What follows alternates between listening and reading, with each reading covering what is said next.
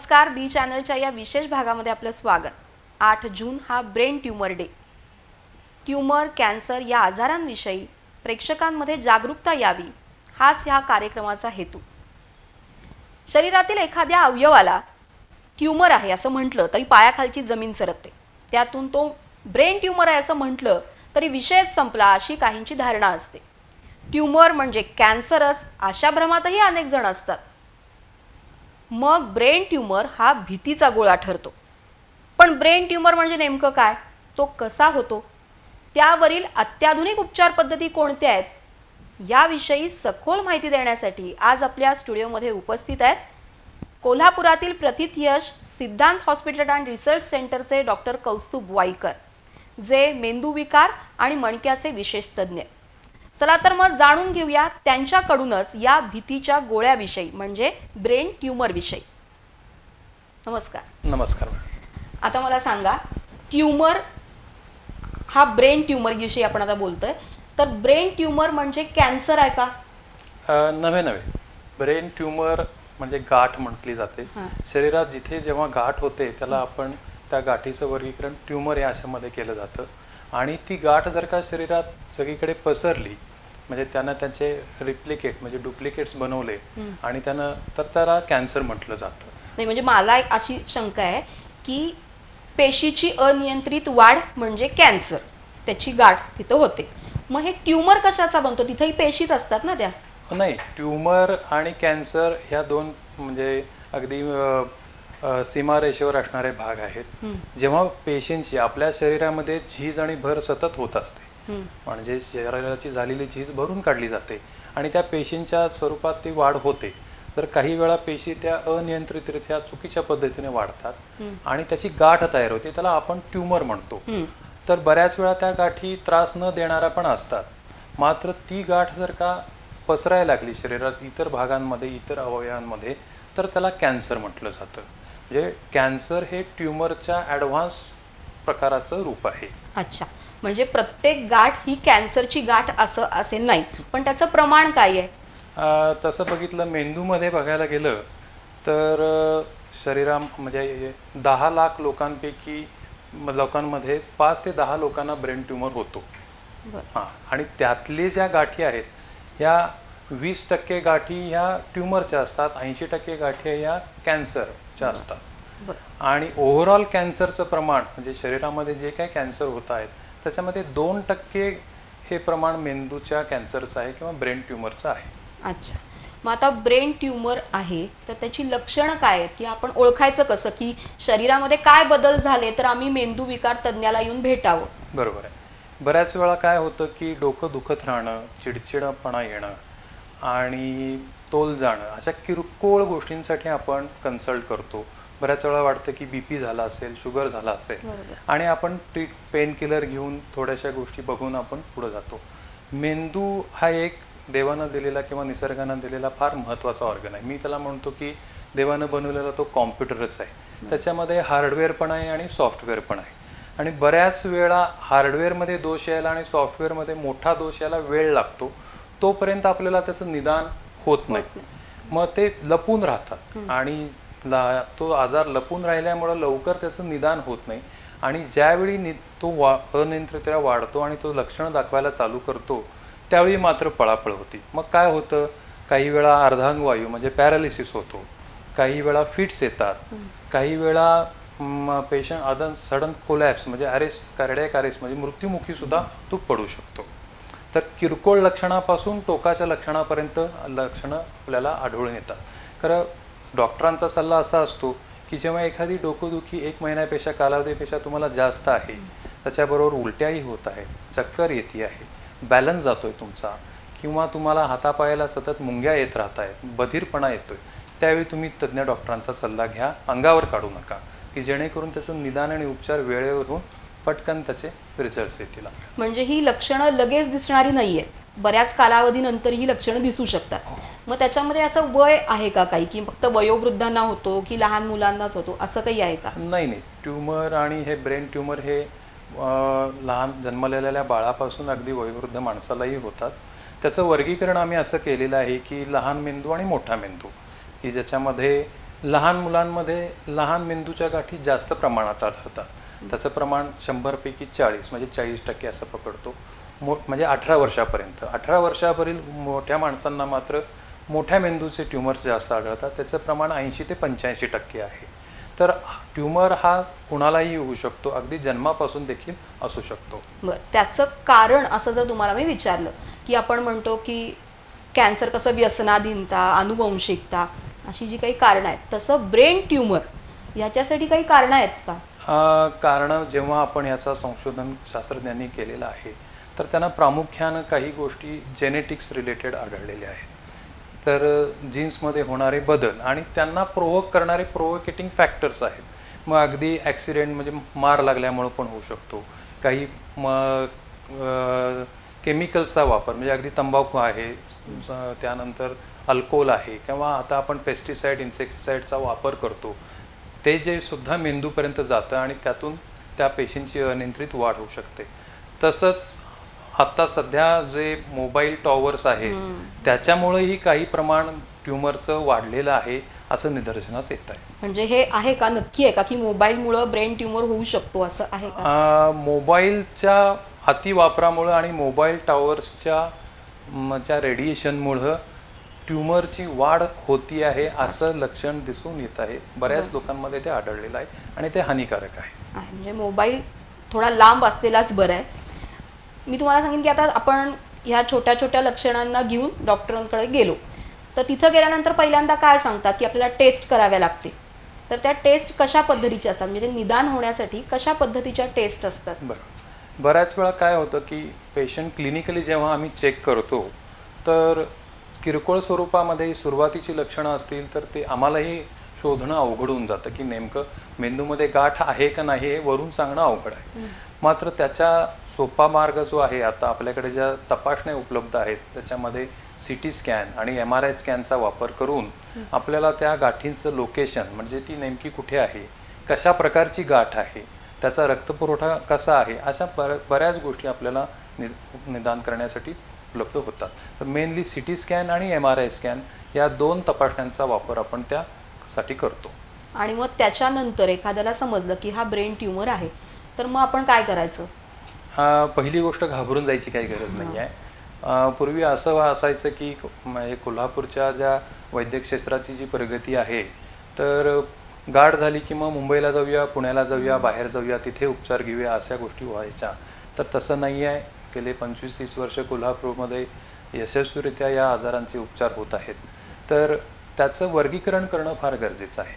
त्यामध्ये स्कॅनिंग झाल्यानंतर तो गाठ कुठं आहे, ती किती व्यापलेली आहे आणि त्याचे उपचार कसे करायचे ह्याची एक आम्ही दिशा ठरवतो. बऱ्याच वेळा गाठी ह्या छोट्या असल्यावर त्या सोडूनही देतो आम्ही, की अगदी चरबीची गाठ असेल, अनियंत्रितरित्या चरबी वाढली असेल आणि तिचा काही त्रास होत नसेल तर इन्सिडेंटल फाइंडिंग म्हणतो आम्ही, की स्कॅन केलं आणि सापडलं तर त्याला आम्ही उपचार नाही आहे, तुम्ही थांबा, वाढली तर आपण बघू असं म्हणतो. तर शक्यतो करून ह्या ज्या गाठी आहेत ट्युमरच्या, ह्या काही औषधांनी जिरत नाही. बऱ्याच लोकांचं म्हणणं असतं की मी बाकीचे उपचार करतो आणि त्या गाठी जिरवतो, तर तशा त्या जिरणाऱ्या गाठी नसतात. म्हणजे ऑपरेशन हा एकमेवच त्याच्यावर, त्याला आपल्याला ऑपरेशन करूनच पुढची दिशा ठरवावी लागते. आणि ऑपरेशन करतानाही बरेच पॅरामीटर्स आम्ही ऑब्झर्व करतो की पेशंटचं वय किती आहे, त्याला बाकीच्या कुठले आजार आहेत का, BP, शुगर, टोकाचे आजार काही आहेत का, किंवा काही इन्फेक्शन्स आहेत का, तर त्या रिलेटेड तसा फिटनेस बघून त्याला आपण ऑपरेशनचा सल्ला देतो. आता तुम्ही म्हणालात की ठराविक भागामध्ये असेल आणि ती जर खूप काही त्रास देणारी नसेल तर आपण ऑपरेशन करत नाही. तर ह्या मेंदूमध्ये कोणत्या ठिकाणी असेल गाठ तर ती जास्त त्रासदायक नसेल असं तुम्ही ठरवता की असं? कारण का मेंदू तर सगळा पूर्ण अखंड अवयवच महत्वाचा आहे, सगळा कंट्रोल शरीराचा तिथे. हो, मास्टर कंट्रोलच आहे तो. बेसिकली कसे आहे की मेंदूमध्ये असणारी गाठ आणि मेंदूच्या आवरणामध्ये असणारी गाठ, म्हणजे मेंदूच्या भोवती जी काही आवरण आहेत किंवा हाडांचं त्याला संरक्षण दिलेलं आहे. आता ऑस्टिओमा नावाची गाठ आहे की जी हाडांमध्ये होते, तर त्याला आम्ही काही करत नाही. त्याची लक्षणं जर का काही त्रासदायक असतील तर आम्ही त्याला उपचार करतो. कारण अशा गाठींना आम्ही काही उपचार करत नाही. मात्र जर का ती मेंदूमध्ये घुसायला लागली किंवा मेंदूमधून त्याच्या पेशींना दाब पडून फिट्स येणं किंवा पॅरालिसिस होणं किंवा त्या मेंदूतल्या भागाचं काम बाधित होणं असं झालं तर मग मात्र आपल्याला ऑपरेशन केल्याशिवाय पर्याय नाही आहे. अच्छा. मग आता जसा ब्रेन ट्यूमर होतो, जसं कॅन्सर म्हणालं की एका ठिकाणी झाला ती गाठ तर दुसरीकडे होऊ शकते. Yes. तसं ब्रेन ट्यूमरला आता तुम्ही काहीच न करता सोडून दिलं तिथल्या त्या गाठीला, ब्रेनच्या इथल्या, तर ते दुसरीकडे परत होऊ शकतं तशी गाठ? नाही नाही, बेसिकली गाठ काढून तपासल्यानंतर म्हणजे WHO वर्ल्ड हेल्थ ऑर्गनायझेशनने काही पॅरामीटर्स दिलेले आहेत, त्याच्यामधून त्या गाठीचं वर्गीकरण केलं जातं. ग्रेड 1, ग्रेड 2, ग्रेड 3 आणि ग्रेड 4. बरं. कारण या ग्रेडिंगनुसार म्हणजे त्यांची पेशींची संख्या कशी आहे, त्या किती प्रमाणात वाढत आहेत, त्या किती प्रमाणात पसरू शकत आहेत. तर ग्रेड 1 ट्यूमर असेल तर तो काढून टाकल्यानंतर तो परत वाढत नाही. नाही. तर त्याला तो पूर्णपणे आम्ही असं म्हणतो की 15-20 वर्षापेक्षा अधिक आयुष्य त्या पेशंटला मिळू शकतं. ग्रेड 2 ला मात्र आपल्याला काही वेळा शेक द्यावे लागतात, त्याला रेडिएशन म्हणतो. आणि ग्रेड 3, ग्रेड 4 हे मॅलिग्नंट म्हणजे हायली मॅलिग्नंट, जे खूप पसरतात आणि त्रास देतात, म्हणजे त्याची आयुर्मर्यादा पेशंटचीही कमी असते. जे ग्रेड 3 ला 2 वर्ष आम्ही पकडतो आणि ग्रेड 4 ला तर वर्षभराचंच आयुष्य पकडतो. आणि आधुनिक वैद्यकशास्त्रानुसार नुसतं ऑपरेशन नाही, त्याच्याबरोबर त्याच्यासाठी किमोथेरपी आणि रेडिएशनही घेतलं तर तेवढं आयुष्य आपल्याला मिळतं.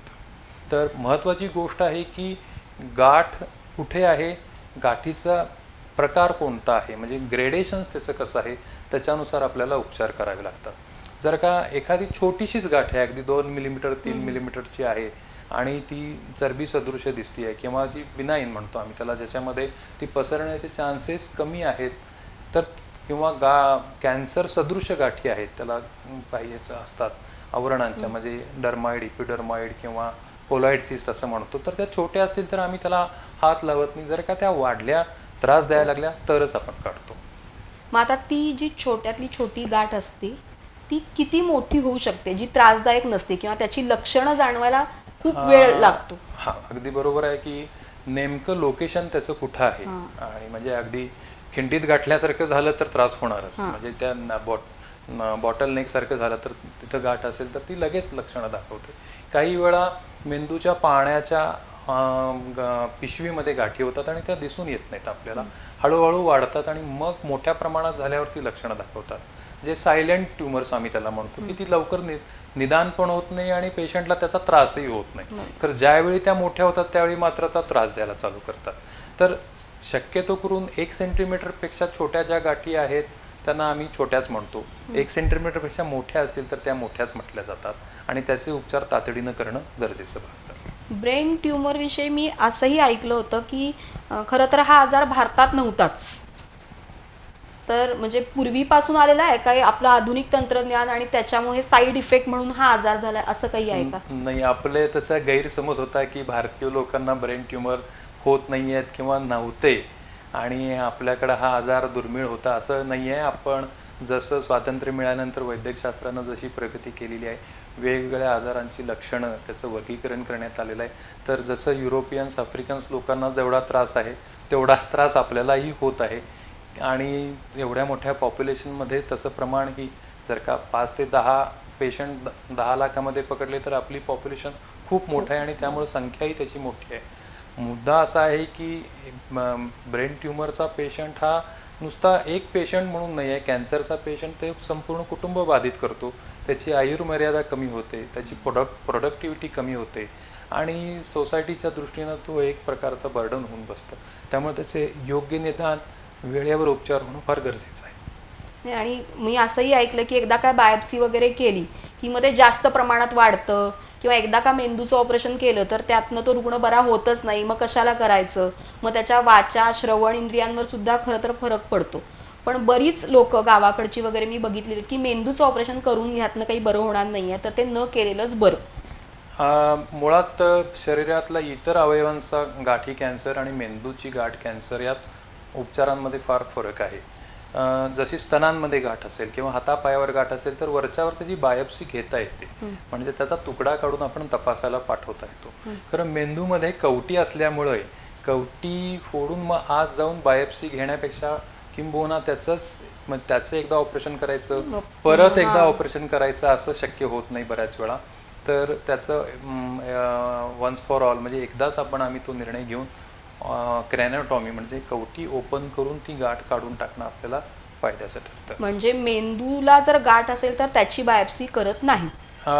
शक्यतो करून आम्ही त्याचा बायोप्सीचा सल्ला देत नाही, कारण ती ज्या बायोप्सी म्हणजे स्टेरिओटॅक्टिक म्हणून बायोप्सी एक प्रकार आहे, त्याचा तुकडा खूप छोटा येतो, बऱ्याच वेळा त्याचं निदान होत नाही आणि निदान झालं नाही आणि मुळात प्रॉब्लेम असा येतोय की मेंदू हा असा अवयव आहे की ज्याच्यामध्ये प्रेशर सिम्पटम्स खूप लवकर दिसून येतात.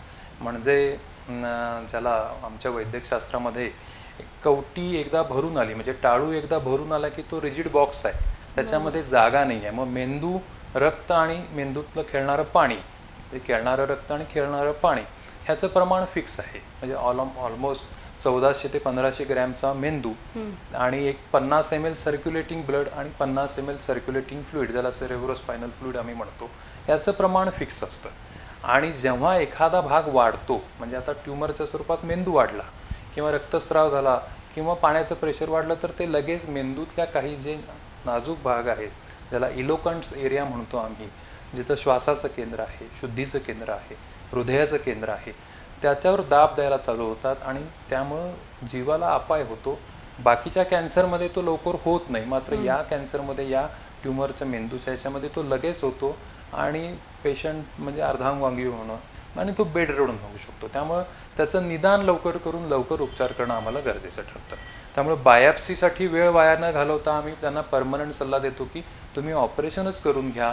4-5व्या दिवशी आता कोल्हापूरमध्ये रिपोर्ट येतात की जेणेकरून त्याचा प्रकार आपल्याला कळू शकतो. कधी कधी ऑपरेशन करताना देखील आम्ही बायोप्सी करतो की बाबा किती गाठ काढायची आहे, कारण कॅन्सरच्या ऑपरेशनचं तत्व असं आहे की जो कॅन्सरचा बाधित भाग आहे त्याच्या पुढे 2 सेंटीमीटर चांगला भाग पण कट करा आणि मग तो पेशंट बरा होण्यासाठी आपण उपाय करू. तर मेंदूतच गाठ असल्यामुळं मेंदू आपल्याला सर्व काढणं शक्य होत नाही आणि त्यामुळे त्याला म्हणजे उपचार नको, आजार परवडला अशी अवस्था व्हायची. त्यामुळं त्याच्यामध्ये काही मर्यादा येतात आणि त्या मार्जिनमध्येच आम्ही त्या गाठी काढून घेतो आणि त्या तपासायला दिल्यानंतर पुढील उपचार म्हणजे रेडिएशन आणि किमोथेरपी आम्ही पेशंटला सल्ला देतो. माझा ती जी तपासणी आपण करतो, त्याच्या टेस्ट करतो, रेग्युलर ब्लड टेस्ट असतील, तुम्ही आता म्हणालात MRI वगैरे असेल, तशा कोणत्या कोणत्या टेस्ट आहेत की ज्या आता कोल्हापूरमध्ये उपलब्ध आहेत आणि तुम्हाला बायोप्सी वगैरे न करता त्या ट्यूमरची तीव्रता तुम्हाला समजते? बरोबर आहे, तुम्ही प्रश्न विचारला. कसं आहे की MRI ब्रेन जो तपासणी आहे आणि कॉन्ट्रास्ट स्कॅन आम्ही त्याला म्हणतो, मी इंजेक्शन देऊन त्याचे फोटो काढले जातात, त्यावरून एक रूपरेषा येते की 90 ते 99% आम्ही त्याचं पिन पॉईंट निदान करू शकतो की हा साधा ट्यूमर आहे का कॅन्सर आहे, किती प्रमाणात पसरला आहे, त्याच्यात रक्तस्राव झाला आहे का, म्हणजे त्यातल्या पेशी मृत झाल्या आहेत का, आणि मेंदूमध्ये किती प्रमाणात तो पसरून दाब देतोय, याच्यामध्ये MRI ब्रेन ही तपासणी आपल्याला अत्यंत उपयोगी ठरते कॉन्ट्रास्ट स्कॅनच्यामध्ये. मात्र डेफिनेटिव्ह डायग्नोसिस, ज्याला पूर्ण निदान म्हणतो, त्याच्यासाठी मात्र हिस्टोपॅथॉलॉजी म्हणजे तो तुकडा पॅथॉलॉजिस्ट डॉक्टरांकडे तपासून घेणं फार गरजेचं आहे. त्याला किती वेळ लागतो? त्याला साधारण 4 ते 5 दिवसामध्ये आपल्याला फायनल रिपोर्ट येऊ शकतो. ती आता आपल्या कोल्हापुरात सोय आहे? हो, कोल्हापूरमध्ये अत्यंत तज्ज्ञ पॅथॉलॉजिस्ट डॉक्टर आहेत, सर्जन आहेत, त्यामुळे ती सोय आपल्याकडे चांगल्या पद्धतीने 4 ते 5 दिवसामध्ये डिसिजन घेऊन आपण ते ऑपरेशन करू शकतो? नाही, तसं नाही आहे.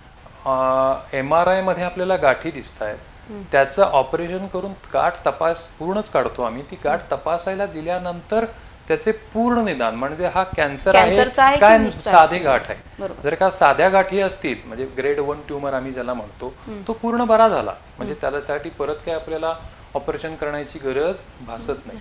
मात्र ग्रेड 3 ग्रेड 4 असेल तर तो मॅलिग्नंट म्हणतो, तो वारंवार वाढणारा आहे, तो त्रास देणारा आहे. मग त्याच्यासाठी आपल्याला किमोथेरपी आणि रेडिएशन घ्यावं लागतं. तर त्याचा प्रोटोकॉल आम्ही दुसरा ठेवतो. ऑपरेशन हे कंपल्सरीच आहे, त्याच्यात काही पर्याय नाही. मग तो एका ठिकाणी असणारा ट्यूमर जर आपण काढला तर पुन्हा तिथंच त्याची वाढ होते की मेंदूच्या दुसऱ्या कुठल्या भागामध्ये वाढ होते त्याची? कसं आहे की मेंदूतल्या ह्या ज्या कॅन्सरच्या गाठींचं वर्गीकरण, मेंदूची गाठ आणि इतर भागातला कॅन्सर सुद्धा मेंदूत पसरू शकतो. तर त्याचंही स्क्रीनिंग आपण बराच वेळा करावं लागतं की जर का लहान मेंदूच्या आजूबाजूला जर का गाठी दिसल्या आपल्याला वयस्कर माणसांमध्ये, जे 50-55च्या पुढचे जे व्यक्ती आहेत त्यांना लहान मेंदूच्या भागामध्ये जर का गाठी आढळल्या तर तो बाकीच्या भागातला कॅन्सर तिथं पसरलाय की नाही हेही आम्हाला पहिल्यांदा तपासावं लागतं. आणि त्या तपासण्या झाल्यानंतर आम्ही त्या गाठी काढून टाकल्यावर म्हणजे त्याचं जर का हे केल्यानंतर पूर्ण मेंदूला आम्हाला रेडिएशन म्हणजे शेक द्यावे लागतात.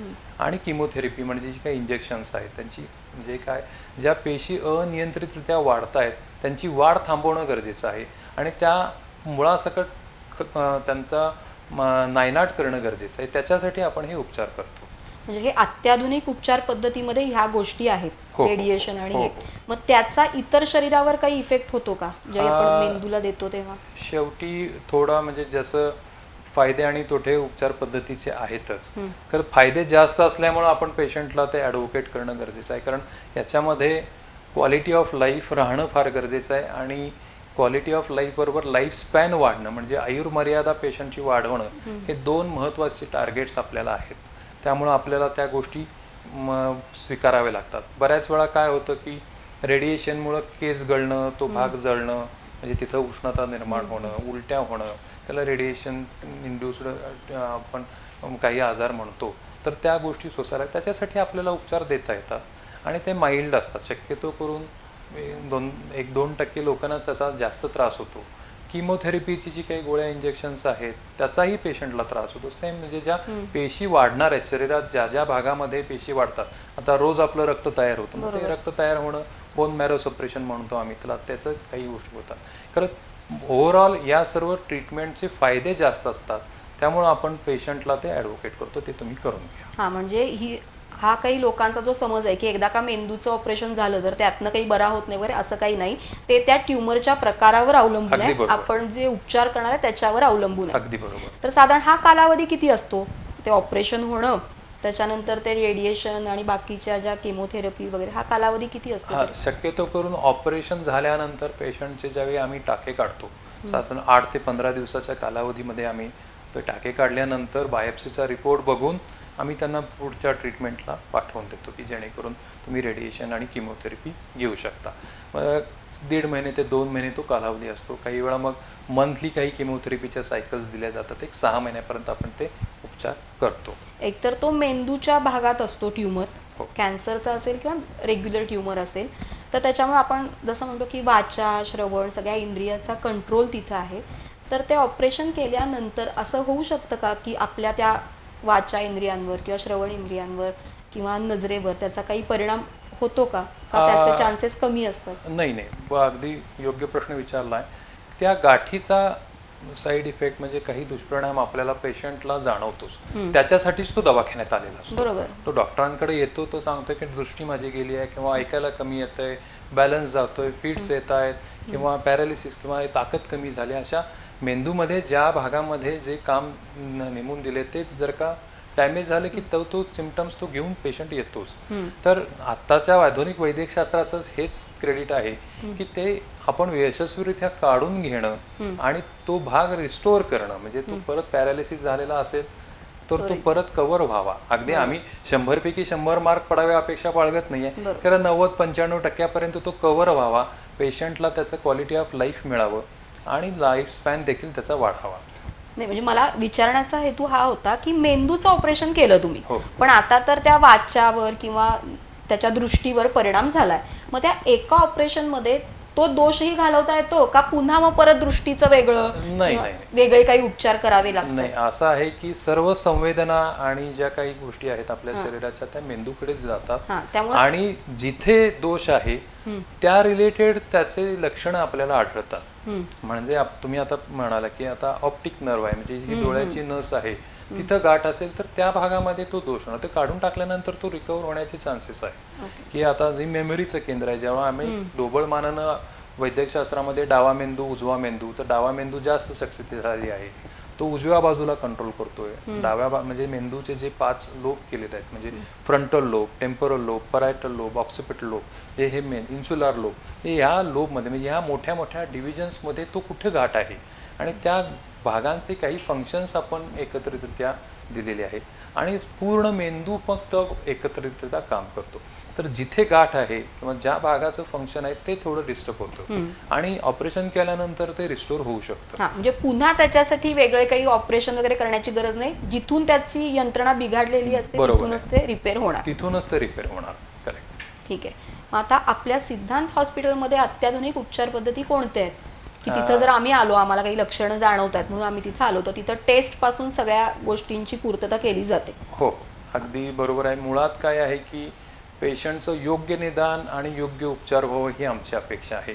पेशंट आल्यानंतर त्याच्या सिम्पटम्सनुसार आपण CT scan, MRI scan advise करतो आणि ज्या भागामध्ये गाठ आहे त्याच्या गाठणी काढण्यासाठी आपल्याला पूर्वी काय असायचं की नेकेड आईज म्हणजे नुसत्या डोळ्यांनी आपण ऑपरेशन्स करायचो. आता त्या डोळ्यांना मदतीला मायक्रोस्कोप आलेला आहे, लेझर आलेला आहे, कुसा नावाची जी यंत्रणा आहे म्हणजे जी ट्यूमर काढताना बाकीच्या नाजूक भागांना, रक्तवाहिन्यांना इजा करत नाही, जे एंडोस्कोप आहे की जे दुर्बिणीतून बघा. आज जर का मेंदूच्या पाण्याच्या पिशवीमध्ये गाठ आहे आणि जर का तिथंपर्यंत जायचं असेल तर पूर्ण मेंदू खराब करून किंवा डॅमेज करून आपल्याला आत जावं लागतं.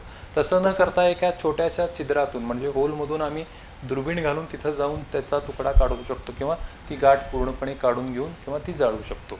तर ह्या ज्या टेक्नॉलॉजी आपल्या कोल्हापूरमध्ये अवेलेबल, पर्टिक्युलरली माझ्या सिद्धांत हॉस्पिटलमध्ये मी सांगण्याचं की जो मायक्रोस्कोप म्हणतो आम्ही त्याला, लेझर थेरपी आणि कुसा या पद्धतीचा आणि एंडोस्कोप याचा वापर आम्ही पेशंटला गरजेनुसार करतो. ज्या अशा पद्धतीचा पेशंट आहे, ज्या पद्धतीचा आजार आहे त्यानुसार आम्ही त्याला उपचार करून लवकरात लवकर कव्हर करण्याचा प्रयत्न करतो.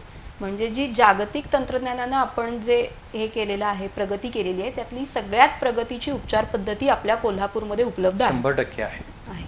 म्हणजे ब्रेन ट्यूमर म्हणजे काय आहे, तो कसा होतो हे आता मला कळलं. पण प्रेक्षकांना तुम्ही काय सांगू शकाल की तो टाळण्यासाठी काय करणं गरजेचं आहे? जसं प्राणायाम असेल, ध्यान असेल, तर काय करता येईल? काही ज्या गोष्टी आपल्या हातात आहेत, ज्याला करेक्टिंग फॅक्टर, मॉड्युलेटिंग फॅक्टर्स म्हणतो, त्याच्यामधली जी व्यसनाधीनता आहे, तंबाखू असेल, कारण शेवटी तंबाखू खाल्ल्यामुळे ती जे काही शोषण होणार आहे मेंदूला, ते सगळ्या संवेदना पोचल्या जातात. Tobacco is stimulant, alcohol is depressant, तर ब्रेनसाठी. तर त्या गोष्टी, व्यसनाधीनता टाळणं, केमिकल्सचा वापर कमीत कमी असणं गरजेचं आहे आणि किरकोळ लक्षणं आहेत म्हणून अंगावर काढणं न काढता लवकरात लवकर येऊन दाखवून तज्ञांचा सल्ला घेणं फार गरजेचं आहे. कारण बऱ्याच वेळा काय होतं, डोकं दुखतंय, तोल जातोय, किरकोळ आहे, मी गोळ्या खाते, गोळ्या खातो असं म्हणत टाळतात आणि त्या मांजराचा वाघोबा झाल्यावर मग डॉक्टरांकडे येतात. मग त्यावेळी अडचण होऊन बसते. तर वेळेवर उपचार घ्या, जेणेकरून त्यातून आपल्याला चांगले रिझल्ट देता येतील, क्वालिटी ऑफ लाईफ पेशंटचं चांगलं ठेवता येईल आणि कमीत कमी खर्चामध्ये तुमचं जे काय आयुष्य आहे त्याला चांगल्या पद्धतीनं जगता येईल. लवकरात लवकर तज्ज्ञांची भेट घेणं, त्याच्यावर अचूक निदान होणं आणि लवकरात लवकर उपचार करणं हा ब्रेन ट्यूमर या आजारावरचा उत्तम उपाय आहे. डॉक्टर साहेब, तुम्ही इथं आलात, आम्हाला या ब्रेन ट्यूमर या आजाराविषयी सखोल माहिती दिली. आमच्या ज्या काही प्रश्न होते, आमच्या शंका होत्या, त्याचं निरसन केलं, त्याबद्दल मनपूर्वक धन्यवाद. थँक्यू.